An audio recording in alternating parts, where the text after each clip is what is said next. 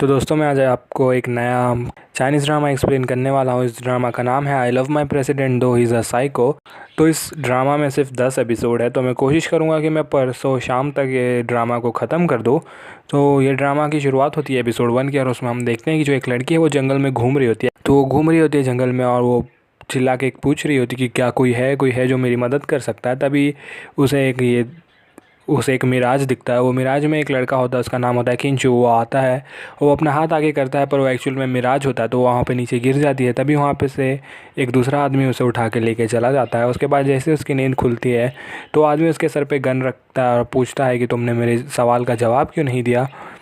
और ये जो गन होती है वो गोल्ड कलर की होती है। तो भाई पबजी खेलता है और उसने एक गन का स्किन अनलॉक कर लिया है, तो वो रखता है पेट पे और वो कुछ सवाल पूछने लगता है। उसके बाद वो कहती है कि मुझे अभी भी याद है कि 1 महीने पहले कैसा था। उसके बाद हम पहुंच जाते हैं सीधा 1 महीने पहले। तो हमें बताया जाता है कि ये सब की शुरुआत हुई कहाँ से। उसके बाद जैसे हम 1 महीने पहले पहुंचते तो वो सो रही होती है, तभी उसके बेल बजता है। तो जैसे ही वो जाके दरवाज़ा खोलती है तो कुछ लोग उसके घर में आ जाते हैं। उसके पीछे ये आदमी होता है, इसका नाम होता है गोंगू। और ये गोंगू जो बंदा है वो चेयरमैन है चाइना के सबसे बड़े मोबाइल कंपनी का। उस कंपनी का नाम है एनी कंपनी, और उस कंपनी का चेयरमैन है गोंगू। क्या नाम है ना, गोंगू। तो जो गोंगू है वो अंदर आता है और पूछता है उससे कि मेरा बच्चा कहाँ है। तो वो कहती है कि कौन सा बच्चा। तो वो कहता है कि 3 साल पहले जो मेरा बच्चा हुआ था वो कहाँ है। तो वो कहती है कि मुझे ऐसा कुछ मालूम ही नहीं है। तो वो उससे प्रेशर करता है, उससे बुलवाने की कोशिश करता है, पर वो कुछ बोलती ही नहीं है। तो वो अपने आदमियों से कहता है कि इसे उठा लो और लेके चलो। फिर उसको लेके चले जाते हैं और बाद में हम पहुँच जाते हैं गोंगू के यहाँ पे। तो गोंगू जो है वो उसका लाई डिटेक्टर टेस्ट ले रहा होता है। तो जो हमारी मेन कैरेक्टर है, जो फीमेल लीड है, वो है मांगा आर्टिस्ट। तो वो कॉमिक्स ड्रॉ करती है, और फिर हमें पता चलता है कि जो वो सवाल जवाब है वो शुरू हो जाता है। तो वो पूछता है सवाल इससे कि इसका बच्चा कहाँ है। तो वो कहती है कि मैं किसी बच्चे को जानती ही नहीं हूँ। और जो लाई डिटेक्टर है उस पर भी कुछ पता नहीं चलता, क्योंकि लाई डिटेक्टर भी कहता है कि जो उसके पल्स है वो नॉर्मल है। तो पल्स नॉर्मल है उसका मतलब सच है, क्योंकि जब भी हम झूठ बोलते हैं तो हमारा दिमाग रिएक्ट करता है, और उसकी वजह से जो वाइब्रेटिंग पल्सेस है वो चेंज हो जाते हैं। पर जो इस वक्त जो वाइब्रेटिंग पल्स है वो एकदम नॉर्मल है। इसका नाम है शाओनिन। तो जो शाओनिन है उसका वाइब्रेटिंग पल्स एकदम नॉर्मल है, इसका मतलब वो सच बोल रही है। तो इसे एक्चुअली में नहीं पता कि उसका बच्चा कहाँ है। उसके बाद अगले कुछ दिन तक इस पे और भी बहुत सारे टेस्ट करते जाते हैं। बाद उन लोग एक साइकेट्रिस्ट को भी लेके आते हैं, जिससे जो सच है वो बाहर लेके आए, हिप्नोटाइज करके बुलाने की कोशिश करते हैं, पर कुछ भी कर ले वो नहीं बोलती है। उसके बाद फाइनली एक गुंडे को लेके आते हैं, उसके हाथ में गन होता है, और वो एक्चुअली में वो गन को फायर कर देता है उसके फेस के पास से। इतना सब प्रेशर डालने के बाद भी वो नहीं बोलती कि उसे मालूम ही नहीं होता कि उसका बच्चा कहाँ है। तो मुझे लगता है कि इसको नहीं पता एक्चुअली में, इसे फंसाया जा रहा है। मैंने खुद ये सिर्फ एपिसोड 4 तक देखा है फ़िलहाल, तो मुझे भी नहीं पता कि आगे क्या होगा। तो जो शाओनिन है वो बटलर से पूछती है कि वो मेरे से ही क्यों इतना सवाल जवाब कर रहा है। तो बटलर कहता है कि 3 साल पहले तुम एक होटल में काम करती थी, उसी होटल में जो हमारे मास्टर है वो भी ठहरे थे। तो किसी ने उस ड्रिंक में, उसका जो ड्रिंक था मास्टर का, उस ड्रिंक में किसी ने ड्रग डाल दिया था, और ड्रग की वजह से उसे कुछ याद नहीं है, पर उसे इतना याद है उसे ले जाया गया था एक रूम में, बाद में उसका इस्तेमाल किया गया था। तो उसको पता है कि उस रात को हुआ क्या था, पर उसे ये याद नहीं कि जो लड़की थी वो कौन थी। तो जो गोंगू है वो अपने बटलर को कहता है कि इसे छोड़ दो जंगल में, और जंगल में इसे खाना पानी कुछ मत देखना, इस पे नज़र रखना, पर याद रखे कि इसे कुछ नहीं मिलना चाहिए। अगर ये कुछ पानी भी मिले इसे तो इसे पीने मत देना। उसके बाद उसे जंगल में छोड़ के आ जाता है, और हम आ जाते हैं नॉर्मल टाइम में, जहाँ से ये एपिसोड शुरू हुआ था। तो वो जंगल में घूम रही होती है, फिर वो जंगल में भटक भटक के बेहोश हो जाती है। तो फिर बाद में जो गोंगू है वो उसे उठा के ले आता है। फिर जैसे रूम में उसकी नींद खुलती है तो वो गोंगू से कहती है कि मुझे याद है उस दिन जब मैं होटल में थी तो जो मेरी दोस्त है वो भी वहाँ पे मौजूद थी, उसका नाम है टनिया की, और अगर मैं उसको ढूंढ लूँगी तो मेरा विश्वास करोगे। तो वो कहता है ठीक है, मैं तुम्हें टाइम देता हूँ, तुम जाके ढूंढो अपनी दोस्त को। उसके बाद हम देखते हैं कि जो शाओनिन है वो आ जाती है सिटी में। तो जैसे ही वो सिटी में रहती है तो जो वो शिंचू नाम का बंदा है, जिसका उसे मिराज आ रहा था, यानी कि सपने आ रहे थे, वो एक्चुअली में वो बंदा है जिससे वो लाइक करती है, पर वो बंदे को कुछ याद ही नहीं है इसके बारे में। इसके पीछे भी स्टोरी है जो हमें आगे पता चलेगा। तो उसके बाद जैसे ही वो ढूंढ रही होती है अपने दोस्त को अंदर टानियागी से, तब वो बात करती है चिंचू से, और जो चिंचू है वो कहता है कि मुझे तो याद ही नहीं है कि तुम कौन हो। तो वो ऑलमोस्ट बेहोश होने वाली होती है, और उसका जो हाथ है वो लग जाता है एक पोर्सलिन वेसल पे, यानी कि एक गमले पे। तो गमला नीचे गिर के टूट जाता है, पर वो गमला बहुत ज़्यादा महंगा होता है, कुछ 2.5 लाख 2.5 लाख बोला उन लोगों ने, अभी उनकी करेंसी होगी तो 2.5 लाख रुपए का जो गमला है वो नीचे गिर जाता है। तो उसके पास तो पैसे बिल्कुल नहीं होते। तो चिंचू कहता है कि मैं पे कर देता हूँ, क्योंकि वो जो चिंचू है वो उसकी बहन से शादी करने वाला है, जो उसकी छोटी बहन है उससे शादी करने वाला है ये बंदा। तो वो मना कर देती है कि वो कहती है कि मैं खुद पे करूँगी, पर उसके पास बिल्कुल भी पैसे नहीं होते। तो और तभी जो वहाँ पे जो गोंगू है वो पहुँच जाता है। तो गोंगू आता है और कहता है कि तुम यहाँ पे क्यों बैठी हो। तो कहती है कि मेरे पास पैसे नहीं है पे करने की। तो वो जाता है और जो जितने भी बाकी के जो गमले होते हैं उस शॉप में वो नीचे फेंक फेंक के तोड़ने लगता है। कहता है कि इसकी क्या कीमत है, और वो कुछ 1 मिलियन तक के जो सामान है उसे नीचे गिरा के तोड़ देता है और ये बाद में सबका पेमेंट कर देता है। और ये सब पेमेंट करने के बाद वो लेके जाता है शाओनिन को अपने साथ और कहता है कि तुम्हें ये कॉन्ट्रैक्ट साइन करना पड़ेगा। इस कॉन्ट्रैक्ट में मैं तुम्हें 2 ऑप्शन देता हूँ। तुम्हें पहला कॉन्ट्रैक्ट में ये है कि अगर तुम चाहो तो मुझे 1 मिलियन पे कर सकती हो और तुम ये सबसे बच सकती हो। और जो सेकंड कॉन्ट्रैक्ट है वो है कि तुम्हें ज़िंदगी भर के लिए मेरा स्लेव बन के रहना पड़ेगा, यानी कि जो मैं कहूँगा वो तुम्हें मानना होगा। तो तुम्हारे पास ये 2 ऑप्शन है, तुम्हें इन दोनों में से जो चूज़ करना है कर लो। तो ऑफकोर्स उसके पास 1 मिलियन नहीं होता है पे करने के लिए, तो जो सेकेंड ऑप्शन है वो चूज़ करती है। तो जैसे वो कॉन्ट्रैक्ट साइन करती है तो जो गोंगू है उसे लेके चला जाता है अपने घर पे। और जैसे वो अपने घर पे लेके जाता है तो खाना खाने का टाइम होता है। तो उसके लिए जो शेफ़ है उन लोग ने बहुत ज़्यादा खाना बनाया होता है, पर उसे बिल्कुल भी पसंद नहीं आ रहा होता है खाना। तो जो शाओनिन है वो खुद के लिए छोटे से नूडल्स बना के लाती है, एक छोटे से कटोरे में लाती है। पता नहीं ये खा के उसका पेट कैसे भरने वाला था, पर वो लेके आ जाती है। तो जो घोंघू है वो उससे वो छीन लेता है और कहता है कि मैं ये खाऊंगा। उसे ये बहुत ज़्यादा पसंद आता है। उसके बाद वो उसे वापस भेज देता है बनाने के लिए, कि तभी उसे कॉल आता है शाओनिन को। और जो उसकी मम्मी है उसे कहती है कि कल तुम्हारी बहन का शादी है चिंचू के साथ, तो तुम चाहो तो कल आ जाओ। चाहो नहीं, मैं चाहती हूँ कि तुम आओ, क्योंकि जो तुम्हारे पापा है वो चाहते हैं कि तुम इस वेडिंग में आओ। तो वो कहती है कि ठीक है मैं आऊँगी।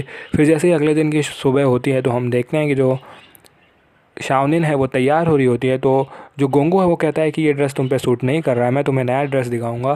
फिर बाद में उसे नया ड्रेस दिलाता है और वो भी चला जाता है उस शादी में। तो उस शादी में उन लोग जैसे ही पहुंचते हैं तो जो शाओनिन है वो मिलने जाती है अपनी बहन से। उसकी बहन का नाम है शीडी। तो शीडी से वो बात करती है तो हमें पता चलता है कि जो शाओनिन है वो एक्चुअली में बहुत ज़्यादा लाइक करती थी चिंचू के साथ पास्ट में। पर ऐसा कुछ तो हुआ कि जो चिंचू है वो सब कुछ भूल गया, यानी कि जो उसकी मेमोरीज़ है वो ही चली गई। और जो शाओनिन है उसने भी उसका पीछा छोड़ दिया और अब जो चिंचू है वो उसकी छोटी बहन के साथ शादी करने वाला है।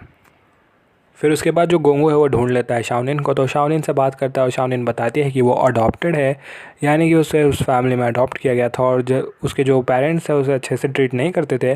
वो सिर्फ उसकी जो छोटी बहन है शिडी उसे ही अच्छे से ट्रीट किया करते थे, उसे ही सब जगह ले जाया करते थे और हमेशा बायस थे उसके तरफ।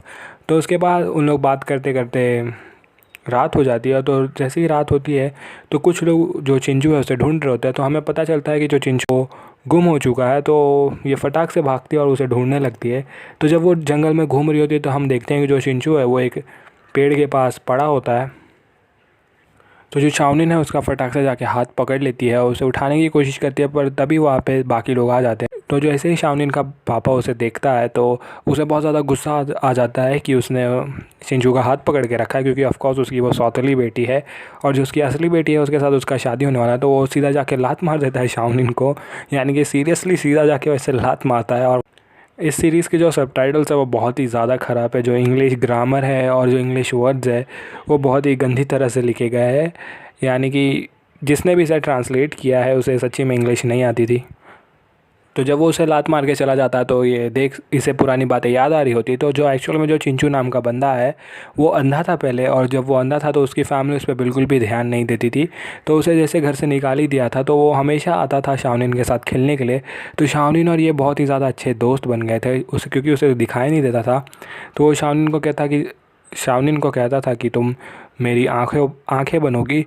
तो उसके बाद इन लोग दोनों बहुत अच्छे से रहा करते थे। पर सडनली जो शिंचू है उसे एक आई डोनर मिल गया, यानी कि उसे नए आँखें मिल गई। और जैसे उसे आँखों में रोशनी मिल गई उसके बाद जो शिंचू के फैमिली मेम्बर्स है उसका जो बड़ा भाई है वो एकदम यूज़लेस निकला और वो बिज़नेस संभाल नहीं पाया। तो जो फैमिली मेम्बर्स है उसे ज़रूरत पड़ गई इसकी, तो उन लोग इसे लेके चले गए और ये भी ऑलमोस्ट भूल गया। इसके मेमोरीज़ को क्या हो गया वो तो हमें बताया नहीं गया, पर हमें ये भी पता चला कि जो इसके बाद जैसे उसे आँख मिली उसके बाद जो उसकी मेमोरीज़ है वो भी जाने लग गई। और तब से वो शाओनिन से दूर हो गया। उसके बाद जो वो बटलर है वो मिल जाता है शाओनिन को और वो कहता है शाओनिन जो मास्टर है वो तुम्हें घर पे बुला रहा है, और वो उसे घर पे लेके चला जाता है। और वहीं पे जो एपिसोड नंबर 1 है वो ख़त्म होता है। तो देखते हैं एपिसोड नंबर 2 में क्या हुआ।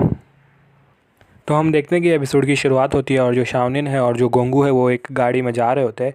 तभी वो उससे कहती है कि मुझे मालूम है कि मैंने कुछ नहीं किया था 3 साल पहले, तुम्हें ज़रूर कोई गलतफहमी है। तो जो गोंगू है वो भड़क जाता है और कहता है कि नहीं, मुझे याद है कि वो तुम ही हो। तो शाओनिन कहती है कि नहीं, वो मैं हो ही नहीं सकती। तो उसे बहुत ज़्यादा गुस्सा आता है। वो कहता है शाओनिन तुम उतर जाओ। तो उसे वो रास्ते के बीच में छोड़ के चला जाता है। तो जैसे वो वहाँ पर जाता है तो एक गाड़ी आती है। वो गाड़ी में जो जो गाड़ी चला रही होती है वो होती है शाओनिन की एडिटर, यानी कि वो एक मांगा आर्टिस्ट है। तो मांगा आर्टिस्ट का एक एडिटर भी होता है जो मांगा पेजेस डिसाइड करता है कि कौन से पेजेस कैसे जाएंगे और कौन से पेजेस को रखना है, कौन से पेजेस को नहीं रखना है, वो सब। तो वो एडिटर मिल जाती है। तो वो कहती है कि आओ शाओनिन बैठ जाओ गाड़ी में। और जो पीछे है वो एडिटर का बॉयफ्रेंड भी बैठा होता है। तो इन लोग पहुंच जाते हैं अपने ऑफिस के पास और जो उसके एडिटर का बॉयफ्रेंड है और जो शाओनिन है वो उतरते हैं। तो जो गोंगू है वो उनका पीछा कर रहा होता है और वो देख लेता है उन दोनों को साथ में। तो जैसे वो उन दोनों को साथ में देखता है तो वो फटाक से भाग के जाता है और सीधा उसे पीटने लगता है। कुछ सुनता ही नहीं है आजू बाजू की चीज़ें और सीधा उसको मारना शुरू कर देता है। कि तभी जो बाकी के लोग हैं उसे रोकते हैं। उसके बाद हम सीधा पहुँच जाते हैं हॉस्पिटल में। तो उसे इतना ज़्यादा मारा होता है कि वो बेड पर पड़ा होता है। और जो उसकी एडिटर है वो कहती है कि ऐसा कैसे कर सकता है, वो बिना कुछ पूछे न बिना कुछ जाने हो ऐसे कैसे लोगों को पीट सकता है। और जो शाओनिन है वो कहती रहती है sorry sorry, I am sorry. उसके बाद शाओनिन बाहर आती है और वो जाके गोंगू से बात करती है। तो गोंगू कहता है कि मुझे उससे फ़र्क नहीं पड़ता कि वो क्या कर रहा था, वो बस तुम्हारे बाजू में खड़ा था इसके लिए मैंने उसे पीट दिया। तुम्हें एक बात बता दो कि तुम सिर्फ मेरे साथ खड़ी रह सकती हो और मेरे आजू बाजू ही रह सकती हो, तुम किसी और आदमी के आजू बाजू खड़ी नहीं रहोगी आज से। इतना कह देता है वो और एकदम ज़्यादा भड़क जाता है और कहता है कि आज से तुम्हारे दिमाग में सिर्फ मैं ही रहना चाहिए, तुम पे सिर्फ मेरा ही हक है। उसके बाद वो वहाँ से चला जाता है और जो बटलर है वो शाओनिन को लेके आ जाता है। तभी हम देखते हैं कि जो शिनचू है वो जब सो के उठता है तो उसे याद आ रही होती है, उसको जो धीरे धीरे से वो उसकी मेमोरीज़ वापस आ रही होती है। और वो याद करता है वो टाइम पे जब वो खेल रहा था शाओनिन के साथ, जब उसकी आँखें नहीं थे। उसके बाद गोंगू आता है और जो शाओनिन है उसे कहता है कि तुम तैयार हो जाओ, आज मुझे एक पार्टी में जाना है और उस पार्टी में मुझे चाहिए एक डांस पार्टनर। तो वो कहती है कि मैं नहीं आ सकती, पर वो बहुत ज़्यादा फोर्स करता है और कहता है कि तुमने कॉन्ट्रैक्ट साइन किया है, मैं तुम्हारा मास्टर हूँ, तो मैं जो कहूँगा तुम्हें वो मानना होगा। तो वो तैयार हो जाती है डांस के लिए और वो कहता है कि चलो हम प्रैक्टिस शुरू कर देते हैं। तो वो फटाक से उठाता है शाओनिन को और लेके जाता है टेबल पर और बैठा देता है। तो वो बहुत ज़्यादा टीज़ कर रहा होता है उसे, उसके बहुत ज़्यादा करीब आता है पर कुछ करता नहीं है। तो उसे टीज़ कर रहा होता है वो बहुत ज़्यादा। उसके बाद हम देखते हैं कि शाओनिन है वहाँ से भाग के चली जाती है। और उसके बाद जो चिंचू है उसका कॉल आता है और कहता है कि शाओनिन मैं ढूंढ रहा था टानिया की कॉल, मेरे पास थोड़ा बहुत इन्फॉर्मेशन आ गया है, तो मैं चाहता हूँ कि तुम मुझसे आके मिलो अम्यूज़मेंट पार्क के बाहर। तो जैसे ही वो सुनती है अम्यूज़मेंट पार्क के बाहर तो उसे कुछ याद आता है। तो बचपन में उन लोग ने प्रॉमिस किया होता है कि उन लोग जब बड़े हो जाएंगे तब अम्यूज़मेंट पार्क के बाहर आके ज़रूर खेलेंगे, यानी कि एक बार साथ में अम्यूज़मेंट पार्क ज़रूर जाएंगे। तो जो शाओनिन है वो तैयार होकर जाती है उससे मिलने के लिए। तो जो वो फाइल है जिसमें जो तानियागी है उसका इन्फॉर्मेशन है वो दे देता है शाओनिन को और फिर वहाँ से चला जाता है, पर कुछ कहता नहीं है। पर मुझे लग रहा है कि इसे भी धीरे धीरे जितनी भी बातें हैं वो याद आ रही है। तो शाओनिन जैसे ही फ़ाइल लेके वापस आती है तो उसके लिए जो डांस के लिए कपड़े हैं वो आगे होते हैं। तो गोंगू कहता है कि फटाक से ये कपड़े पहन लो और तैयार हो जाओ। और जैसे वो कपड़े पहन के तैयार हो जाती है तो गोंगू से पकड़ता है, उसके गले पे बहुत ही जोर से किस कर देता है। तो वो कहता है कि मैं यहाँ पे एक निशान छोड़ने वाला हूँ। और फिर बाद में जैसे ही पार्टी में आता है तो वो शाओनिन कहती है कि मुझे समझ में आ गया कि तुमने ऐसा क्यों किया, तुम चाहते थे कि लोगों को पता चल जाए कि यहाँ पे कि हमारे बीच में कुछ तो है, उसके लिए तुमने ये सब किया। तो वो कहता है कि ऐसा कुछ नहीं है। उसके बाद उन लोग डांस करना शुरू कर देते हैं। तो डांस करने के बाद जो गोंगू है वो अपने बिज़नेस पार्टनर से बात करने चला जाता है। तभी हम देखते हैं कि जो शाओनिन है वो टकरा जाती है टानियागी से। तो वो जो लड़की है जो उसकी दोस्त है उससे टकरा जाती है। तो जो टानियागी है उसे इंसल्ट करना शुरू कर देती है, कहती है कि तुम बॉस के साथ आई हो अपने। तो शाओनिन कहती है नहीं, मैं तो बॉस के साथ नहीं आई। तो वो कहती है कि तुम क्या अपने बॉयफ्रेंड के साथ आई हो। तो वो कहती है कि नहीं, मैं अपने बॉयफ्रेंड के साथ भी नहीं आई। तो वो कहती है कि अगर तुम बॉस के साथ नहीं आई, बॉयफ्रेंड के साथ नहीं आई, तो तुम शायद से अपने क्लाइंट के साथ आई होगी जो इसके लिए तुम काम करती हो, या फिर आप समझ सकते हो क्लाइंट का मतलब क्या है। तो तभी जो वो गोंगू है वो ये सुन लेता है, वो वहाँ पे आ जाता है। तो जैसे वो देखते हैं कि ये गोंगू के साथ आई है तो वो बहुत ज़्यादा नर्वस हो जाती है, क्योंकि बहुत ही ज़्यादा अमीर आदमी है और जो कंपनी है इसकी वो भी बहुत ज़्यादा बड़ी है, और जो तानियागी का बॉयफ्रेंड है वो भी इसी कंपनी छोटा सा मेंबर है इस कंपनी का। तो वो भी बहुत ज़्यादा नर्वस हो जाता है और जो दोनों मिलके सॉरी कहने लगते हैं।